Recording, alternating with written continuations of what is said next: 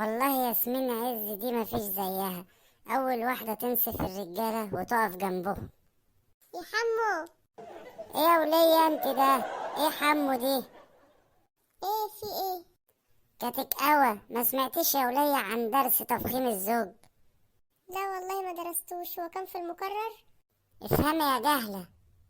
الراجل اتجنن ولا ايه؟ قول يا اخوي. اولا انا ما اسميش حمو. وكمان غيرت اسمك؟ مش بقولك جهلة، اسمي محمد. حمو. محمد. حمو. محمد. لا ومش محمد حاف كده. خلاص فهمت. ايوه كده يا بنت يا شيمو، بدأت تفهميني. تحب محمد بالجبنة ولا بالبسطرمة؟ خلاص انا عارفة انت بتحب البسطرمة، خليها بالبسطرمة.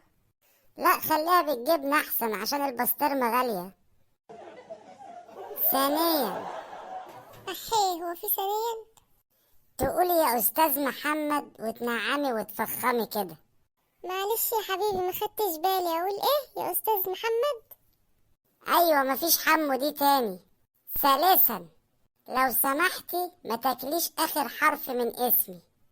اخر حرف؟ ده انا واكلة اوله واخره. لا خلاص كل ده اتلغى، هو استاذ محمد وبس. هو انت قلتلي الدرس ده كان في مادة ايه؟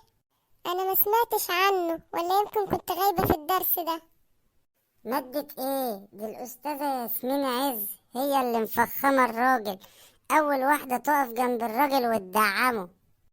من هنا وجاي مفيش قناة تشتغل في البيت غير اللي فيها ياسمين عز وبس، وتسمعي كل اللي تقول عليه وتنفذيه بالحرف الواحد. ماشي حاضر، اول مرة اسمع عن ياسمين عز دي، بس حاضر مش هسمع غيرها. يا باشمهندس احمد. ايه؟ مين الباشمهندس احمد ده يا ولية؟ ده انا هخرب بيتك. ليه يا باشمهندس احمد؟ باشمهندس احمد مين؟ انت مش قلتلي اسمعي كلام الاستاذة ياسمين عز ونفذي كلامها؟